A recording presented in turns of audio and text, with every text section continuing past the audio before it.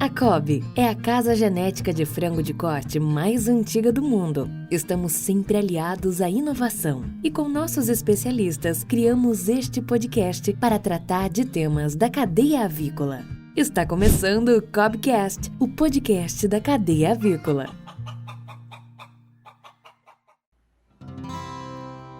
Olá, amigos. Está começando mais uma edição do Cobbcast, o podcast da cadeia avícola. A gente faz isso aqui através da Cobb com muita vontade, muito prazer para vocês, os amigos que nos acompanham nesse Cobbcast. E nessa temporada aqui, nesse 6º episódio, estamos falando do assunto frango de corte. E a gente resolveu fazer esse assunto super importante, que é a importância dos pontos básicos de manejo de pré-abate. E nada mais justo de conversar e convidar o nosso amigo Éder Barbon, que é especialista de processos de abate. Como é que está, Éder? Olá, Zé. Olá, pessoal. É uma satisfação estar com vocês aqui hoje, participando desse podcast muito importante. Eu sou Éder Barbon, especialista em processo de qualidade e industrial de plantas de abate de frangos, e sou médico veterinário, estou há 32 anos na indústria avícola, e é uma satisfação enorme participar com o José hoje desse tema, como ele disse, muito importante. Vamos tentar participar aí com vocês e levar algumas opiniões ou da maneira mais objetiva, tentar solucionar algumas dúvidas dentro do possível. Estamos juntos aí, Zé. Fico à vontade para a gente estar batendo esse papo legal e tentando essa interação com os nossos ouvintes aí do podcast da Cobb. Perfeito, Éder. E aí, só lembrando, antes da gente começar esse episódio, as pessoas aí que estão sempre nos acompanhando, podem sempre ali nos acompanhar nas plataformas de áudio, as principais delas, todas elas a gente está lá no YouTube, sempre ativam aí, pode se inscrever no nosso canal para receber informações, receber notícia dos próximos episódios.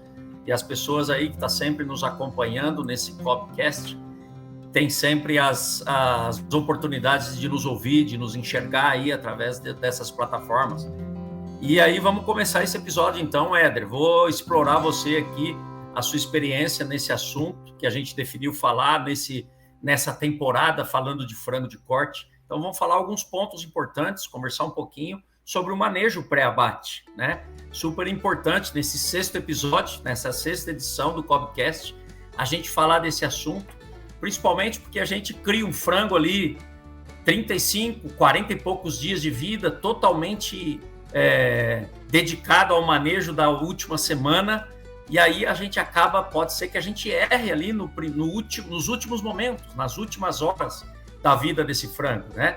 O frango a gente tem um manejo todo, né? Desde a matriz até o carregamento e a chegada no frigorífico, ainda é responsabilidade de quem cria o frango, né? Da empresa que administra e gerencia esse frango, ela é responsável até entregar o frango no abatedouro, né, Éder? Então, acho que a gente podia começar assim, né? Por que é importante fazer um bom manejo pré-abate, um bom jejum? O que você falaria inicialmente para a gente nesse assunto? Perfeito, José. Essa é uma colocação importante que você fez. Nós cuidamos do frango aí 40, 42, 44 dias, né? E no último dia nós não podemos errar, que é exatamente o manejo pré-abate. E dentro desse assunto, eu queria estender um pouquinho, se você me permite, Zé, e falar um pouquinho das nossas perdas dentro da indústria. E o Brasil hoje é um dos países maiores produtor e exportador de frango hoje, e nossas perdas são enormes comparado com os grandes produtores e exportadores de frango do mundo. O Brasil hoje tem uma perda em torno aí de 2,5% a 3%, comparativamente com os nossos principais concorrentes. Isso é muito acima do que a gente vem observando nos países exportadores. Então, esse é um dos pontos que eu queria focar nesse podcast e esclarecer aos colegas que um ponto importante nessas perdas dentro da planta de abate são as contaminações, né? Então, o frango vem do campo e essas contaminações hoje representam em torno de 65% a 70% das nossas condenas dentro das plantas de abate são oriundas dessas contaminações. Então, assim, como é importante nós fazermos um jejum pré-abate, um manejo pré-abate dentro de uma condição ideal para que a gente evite perdas, né, principalmente aí, as condenações por contaminações dentro das plantas e também perdas de peso, porque se nós partimos para um jejum alimentar muito longo, nós temos desidratação dessas aves e acaba se perdendo o rendimento final na planta de abate. Então, esse é um ponto, Zé, que a gente tem que explorar bastante e deixar muito claro para os colegas, para os amigos que trabalham aí diretamente na produção, né, do frango vivo, esses cuidados, porque o frigorífico ele quer receber um frango, uma carcaça de frango da melhor qualidade possível. Eu falo sempre o seguinte, o frigorífico não conserta o frango.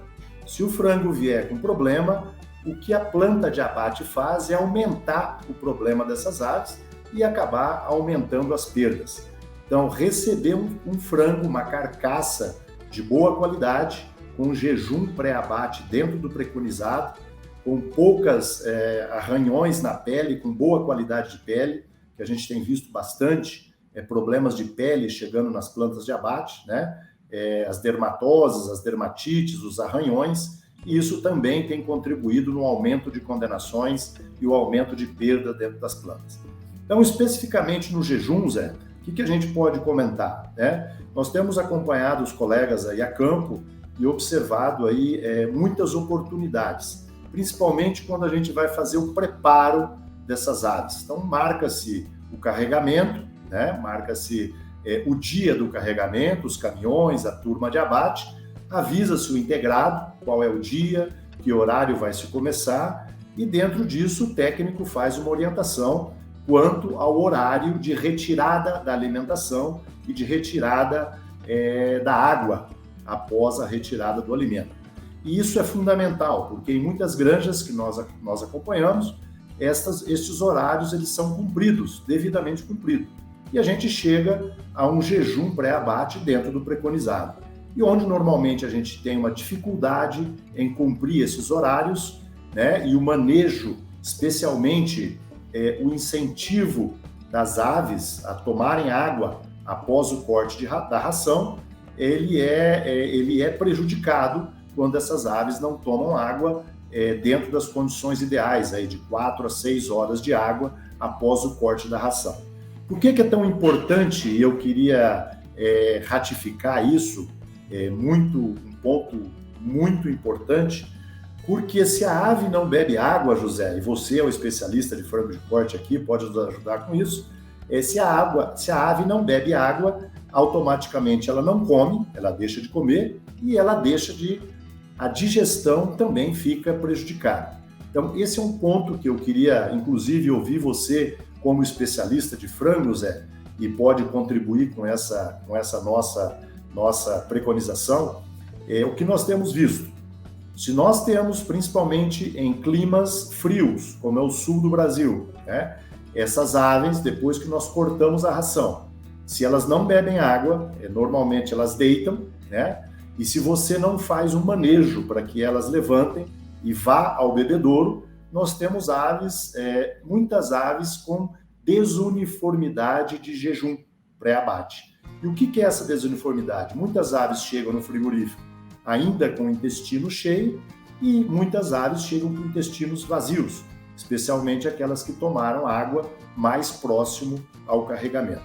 Por isso nós temos mantido aí uma orientação importante nesse manejo, especialmente de incentivar a ave a tomar água, Zé, nesse período de jejum pré-abate, ok?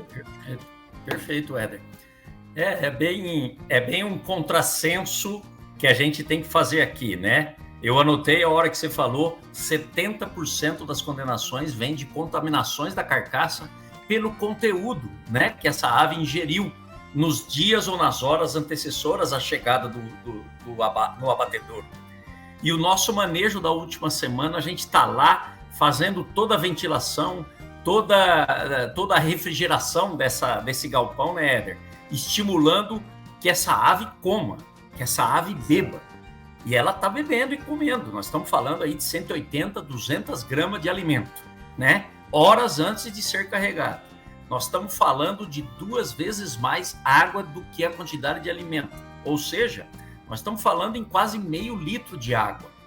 Aí, de repente, a gente recebe a notícia de que vai vir um caminhão e uma turma de 20 pessoas, no mínimo, para fazer o carregamento dessas aves. Aí a gente tem que mudar a chave, né, Éder? A gente tem que mudar a chave, que a partir de agora não vai ter mais alimento e vai ter que continuar o alimento água, né? Nós temos que conseguir ingerir água, porque a gente quer esvaziar esse intestino, né, Éder? Então, acho que é importantíssimo a gente mudar a chave do manejo.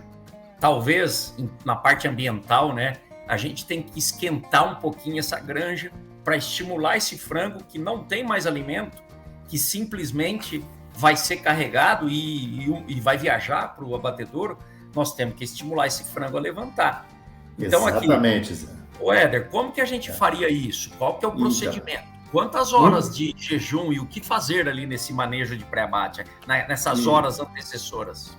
Perfeito, Zé. Exatamente isso que você está falando, e isso hoje é uma discussão, inclusive colegas, né, dentro aí de estudo de bem-estar animal, nos questionam um pouquinho sobre esse estímulo para consumo de água. Mas o que a gente vem observando, e é muito importante, pessoal, o que a gente sempre encontra e devemos sempre, eu sugiro sempre que os colegas que estão no campo façam o teste, né, da melhor maneira de fazer o seu manejo. Nós temos uma orientação, mas quem vai exatamente saber fazer isso é quem está com a mão aí na massa, né? Então, o que nós preconizamos a sua pergunta. Não é muito segredo de que um jejum pré-abate ele é ideal entre 8 a 12 horas. Isso é muito tranquilo. Se nós perguntarmos para qualquer granjeiro, para qualquer técnico, ele vai responder isso. Só que os técnicos nos perguntam o seguinte, mas Éder, isso eu já sei, de 8 a 12 horas é fácil, isso eu já sei. Mas o que eu tenho que fazer para melhorar a condição dentro de 8 a 12 horas? Esse sim é o segredo, Zé. E aí sim mora o perigo em nós errarmos num jejum pré-abate e aumentarmos a contaminação fecal no frigorífico ou biliar, porque se o jejum for muito longo, nós teremos aí uma contaminação biliar muito acima do preconizado.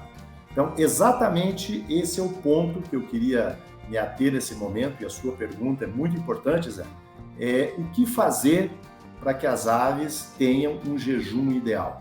Então, primeiramente, nós temos um momento determinado pela empresa de cortar a ração, tá certo? Para que dentro desse corte de ração, até o momento de que essa ave vai ser abatida, nós tenhamos aí esse espaço de 8 a 12 horas. Então, aquele momento que eu levantei o comedouro, que eu cortei a ração das aves, o que eu tenho ainda dentro do galpão? Eu tenho que ter um tempo para que essas aves continuem a beber água até o momento da chegada da equipe de apanha, né? Que é fundamental essa equipe de apanha, que ela esteja treinada e observe isso dentro do galpão também, que ela chega uns momentos antes de começar esse carregamento. Então, o que nós preconizamos é que esse integrado ou que o manejo seja feito. Após o corte da ração, a suspensão dos comedouros, nós sugerimos que essa água fique disponível pelo menos 4 horas, pessoal. De 4 a 6 horas. Em climas frios, como a gente comentou, necessita-se um pouco mais de tempo de horário com água. Em climas quentes, como o Nordeste, por exemplo, onde não faz frio, é difícil fazer frio, nós temos aí 4 horas, é suficiente para que haja uma uniformização desse jejum. Então isso é muito tranquilo, só que muitos integrados acabam fazendo isso, mas muitos acabam pecando nesse momento do estímulo para as aves tomarem água.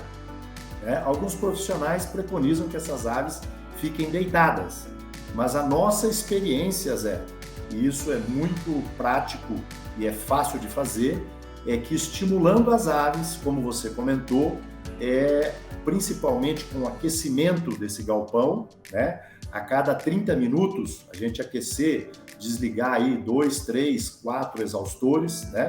A gente subir aí de 4 a 5 graus dentro do galpão, até 8 graus por um momento bem rápido, né? Aí 3, 4 minutos, nós vamos observar que esse lote começa a levantar. As aves começam a levantar e começam a seguir para o bebedouro.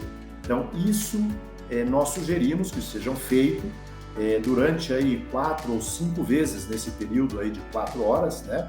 Uma vez a cada 30, 45 minutos, seja feito esse estímulo para que a ave vá ao comedor e que todas tenham acesso à água, para que quando chegue no frigorífico, o que nós chamamos aí, todas estarão com jejum uniforme, ou o mais próximo uma da outra. Porque se uma bebe água e a outra não bebe, nós estamos com jejum desuniforme. Então o que nós queremos é que todas bebam, para que a gente uniformize esse jejum e tenha uma uniformidade lá no momento do abatedouro, onde todas as aves estejam com o intestino vazio, com o papo vazio, e nós vamos correr risco menor em contaminar as carcaças pela contaminação fecal.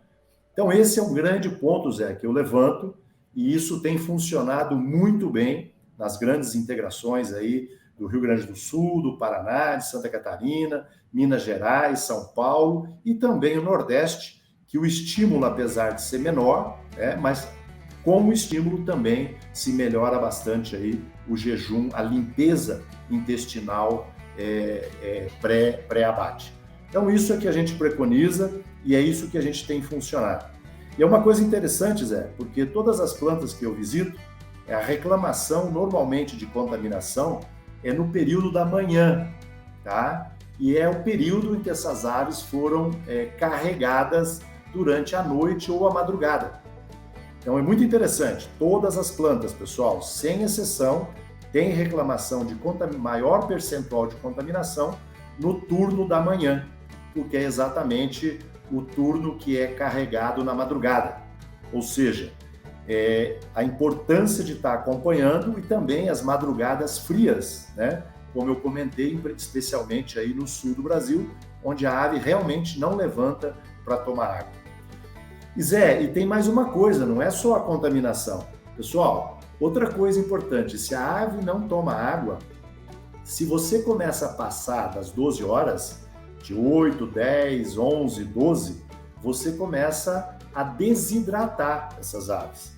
E a desidratação leva à perda de água intramuscular. Então, depois que você abate esse frango, você faz a conta do teu rendimento na planta de abate, além de você ter mais perdas pelas contaminações, você vai ter perda também por desidratação, porque hoje a gente não consegue colocar água dentro da carcaça extra. Na verdade, nós temos que preservar essa umidade da carcaça e evitar essa desidratação das aves para que elas cheguem no frigorífico bem hidratadas, tá? E não é só essa a consequência, Zé. Se nós chegamos com uma ave desidratada, normalmente, por exemplo, quem tem experiência e vai ouvir o nosso podcast aí, vai ter muito mais dificuldade de limpar a moela. Quando a gente passa essa moela na máquina de limpeza, uma ave desidratada, ela acaba tendo uma adesão da membrana coelínea na membrana muscular e a gente tem muita dificuldade de limpar essas moelas. Então, as consequências de um jejum pré-abate mal feito, ela é extremamente dificultosa dentro da planta de abate, aumenta as perdas, aumenta a desidratação e mais uma coisa que nós estamos observando, Zé, muito interessante, é que aves desidratadas acabam morrendo mais no transporte, especialmente quando você pega uma temperatura alta aí de 35, 38, 40 graus. A ave desidratada ela sofre mais no transporte e acaba tendo a mortalidade dentro da gaiola um percentual a mais. Então essa hidratação dessas aves no momento aí do jejum, ela é fundamental para a gente evitar todo esse dano dentro da planta de abate. Zé? Excelente, excelente, Éder. É super importante, né? A gente hidrata 40 e tantos dias na granja, né?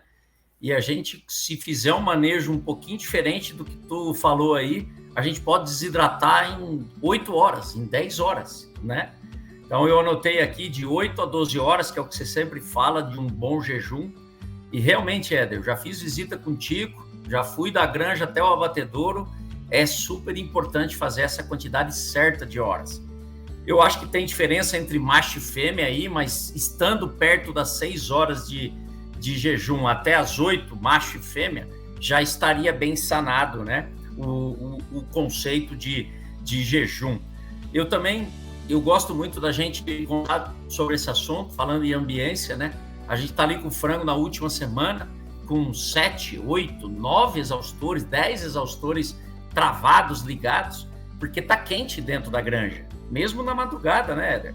Então a gente tem um mínimo de temperatura, a gente quer um frango ali na última semana com 18 a 20 graus, e de repente a gente vai tirar o frango e esquece que ele tem que continuar bebendo água para hidratar, para ter essas características que você falou. Então, por isso que às vezes a gente tem que desligar algum exaustor, subir um pouquinho a temperatura dos 20 para 24, 26 graus, para que ele levante, né? Não só seja estimulado pelo granjeiro andando 4, 5 horas estimulando.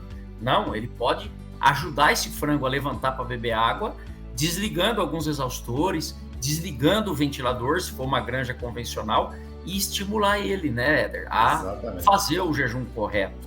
Muito bom, Zé. Se não fizer o jejum, Éder, se a gente não fizer correto essas coisas... Então, Zé, isso é muito legal. O cara do frigorífico, né? O cara do frigorífico vai receber o quê lá, né? Primeiro ele vai matar o pessoal do campo, né? Porque é impossível você abater uma ave com o intestino cheio. Né? Isso é praticamente impossível. As contaminações acabam aumentando muito dentro da planta e os percentuais de perda se elevam drasticamente, né? Aquilo que eu comentei, entre 65% e 70% são as contaminações. No Brasil, ainda nós não podemos lavar as carcaças, né? Então, isso é uma coisa que determina aí as nossas perdas pelas contaminações. Então, Zé, uma coisa que você lembrou bem, que eu queria retornar aí, é a questão de macho e fêmea. Logicamente, a gente sabe que o macho ele é mais voraz, né? Tanto na comida como na água. Então, isso é muito importante, porque às vezes a gente acaba tendo um lote 50% de machos, 50% de fêmea, onde os machos têm um bom jejum e a fêmea tem um jejum ruim. Então, por exemplo, você vai regular uma máquina, né, uma evisceradora, e ela vai trabalhar de forma igual para macho e fêmea. Então, se você tem, cito aqui também, além do jejum, a uniformidade, né? Uma uniformidade ruim, você vai ter um problema de contaminação muito maior. Então, esse é um ponto importante. Mas nós não podemos deixar de citar aqui os colegas que estão ouvindo. No passado, inclusive você e eu, nós fomos os acompanhadores aí de carregamento, né? Onde o carregamento era o principal tédio do frigorífico. Se quebrava a asa, se quebrava a perna, hematoma, e isso tudo ocorre ainda. Porém, quando o Brasil mudou o mindset aí de carregar pelo dorso, né, nós resolvemos 90% dos nossos problemas de carregamento, foi resolvido com o carregamento pelo dorso. E isso, os percentuais hoje de hemorragia, de asa quebrada, de lesões, ele é muito menor do que nós tínhamos aí nos anos 90, né, quando as turmas eram, na verdade, não existia ainda turma de carregamento. Quem carregava os frangos, a gente passava no bar e pegava 10, 20 caras lá para ir carregar frango, né? E imagina o que a gente fazia com essas aves quando chegava no frigorífico. Então isso, Zé, é muito importante. Por que eu estou falando? Porque no passado nós fiscalizávamos as equipes, né, durante o carregamento. E hoje nós precisamos fiscalizar e acompanhar esse jejum pré-abate, esse aquecimento de galpão. Porque se não tiver um técnico especializado nesse momento de fazer esse trabalho, nós corremos o risco de perder e morrer aves dentro do galpão por superaquecimento. E você é prova viva disso, certo, Zé? Então, nós temos que reforçar nesse podcast que quem vai fazer esse manejo obrigatoriamente tem que ter técnicos para acompanhar, para ligar e desligar esse ventilador dentro do preconizado. E não esquecer desligado e deixar o galpão aquecer, e nós vamos perder aí um percentual de frango muito alto. Então, isso eu gostaria de enfatizar, porque quando a gente preconiza isso, o pessoal fala, tá, mas aí eu vou ter que ter alguém para acompanhar. Logicamente, você vai ter que ter alguém para acompanhar, porque se nós esquecermos lá aquecido o galpão, aí vira uma tragédia, certo, Zé? E corremos o risco aí de perder um volume enorme de frango por hiperaquecimento do galpão, ok? Certo. Então, essa outra pergunta sua, e ela é fácil de responder, porque nós temos também o jejum curto, né, ou que o frango não tomou muita água, e temos o jejum longo. E isso é um risco enorme também. Por quê? Porque o frigorífico, se a integração não consegue ajustar esse jejum de 8 a 12 horas, e nós não temos um acompanhamento, nós não temos um integrado cuidando disso, o que acontece? Vai passar de que o frigorífico vai falar o seguinte: bom, então vocês deixam mais tempo, porque aí pelo menos vai chegar aves aqui com jejum longo, mas eu não vou ter uma contaminação menor. Então esse é um outro risco que nós corremos, o pessoal acabar passando muito tempo esse jejum, né? Que hoje, inclusive, para as normativas de bem-estar animal, nós preconizamos aí as 12 horas, né? Apesar de ser difícil de cumprir, isso é uma discussão muito forte hoje no Brasil, essas 12 horas, mas se nós começamos a passar 13, 14, 15, 16, 20 horas, o que vai acontecer, Zé? O intestino, ele vai ficar muito fino, ele vai ficar totalmente sem resistência, sem elasticidade. E isso acaba também rompendo no momento da evisceração e vai contaminar, principalmente a descamação intestinal, da mesma forma que eu contaminaria com o intestino cheio. Então esse é o outro risco. E vou mais ainda além, porque um jejum muito prolongado, você tem um excesso de bile na vesícula biliar e acaba se rompendo também no momento da evisceração e contaminando essas carcaças com bile, né? E nós sabemos que bile hoje é inadmissível a contaminação biliar e não pode seguir para o chiller com contaminação biliar. Então, esse jejum, eu diria que é menos de 10%, 5% da vida do frango, mas ele é fundamental para a gente reduzir as perdas e para você aumentar o aproveitamento da ave dentro da planta de abate. Então, das duas formas, tanto longo demais como curto demais, ele vai sofrer consequência dentro da planta de abate. E mais além, quanto mais tempo nós tivermos um jejum aí prolongado, menos conteúdo intestinal nós temos e mais fezes secal nós vamos ter nessa carcaça, porque o seco ele é descarregado depois do intestino. Então ele acaba começando a excretar mais tardiamente, depois de 8, 10, 12, 15, 18 horas.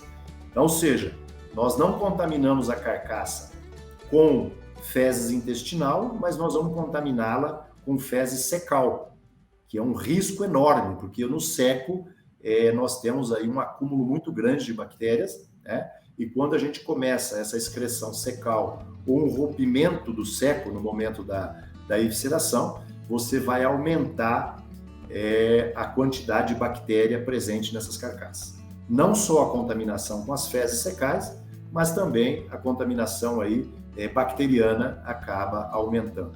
Então, Zé, realmente é um transtorno e o cuidado aí no jejum pré-abate, ele é fundamental para nós mantermos aí uma boa qualidade de carcaça, um bom rendimento e essa redução de perdas aí que eu comentei, que o Brasil, infelizmente, ainda lidera aí na indústria avícola mundial. O Brasil, ainda, infelizmente, é o de maior percentual de perdas.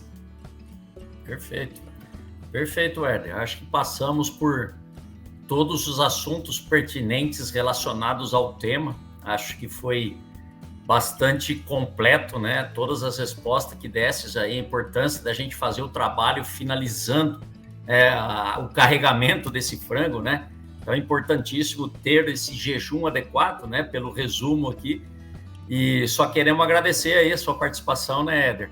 Nesse 6º episódio aí. Se você quiser fazer umas considerações finais aí, como se fosse um gerente do frigorífico, dando recado para nós lá do manejo, de como é que gostaria de receber esse frango aí, um item de controle, por exemplo, que da quantidade de alimento que tem que ter dentro de um papo e da moela, como um item de controle, para finalizar essa participação sua aqui nesse episódio. Então, Zé, eu, como fui muito tempo gerente de planta, mas como eu falei no início, o que a planta precisa receber? A planta precisa receber a melhor carcaça que vocês conseguirem oferecer. É difícil?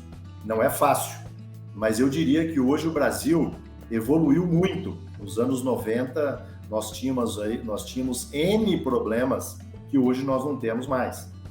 Inclusive as aerossaculites, as contaminações. Então, os nossos percentuais de perda reduziram, né? Hoje o trabalho no frigorífico está mais fácil, mas ainda nós temos o desafio da qualidade de carcaça.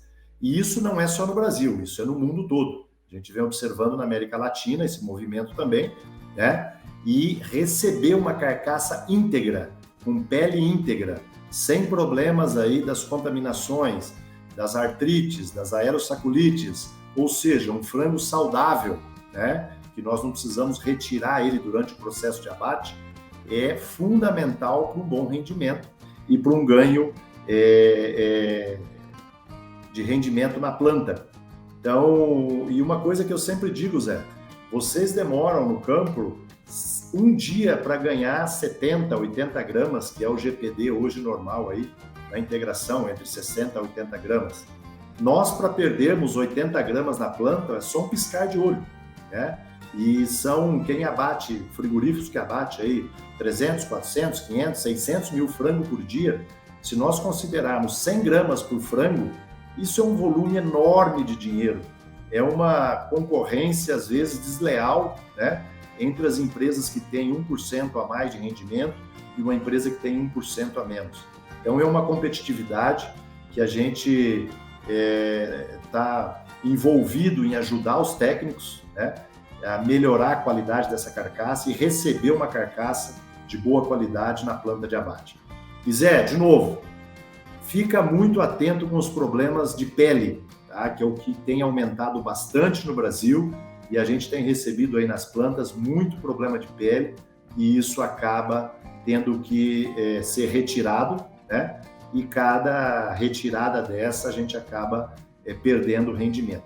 Então esse é um ponto muito forte aí que eu queria passar e novamente agradecer aí pela participação e contem com a COB, o que nós possamos aí, podemos ajudá-los, nós estamos à disposição para isso. É esse o nosso trabalho e o nosso desafio, né, Zé?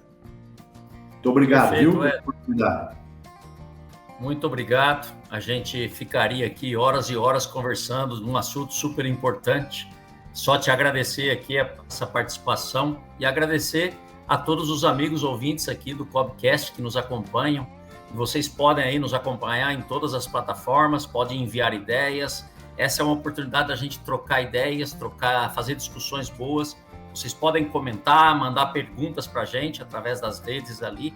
E a gente só tem a agradecer vocês que nos acompanham aqui e nos acompanharam nesse 6º episódio, né, falando de processos de abate, de jejum e de preparação para mandar para o frigorífico.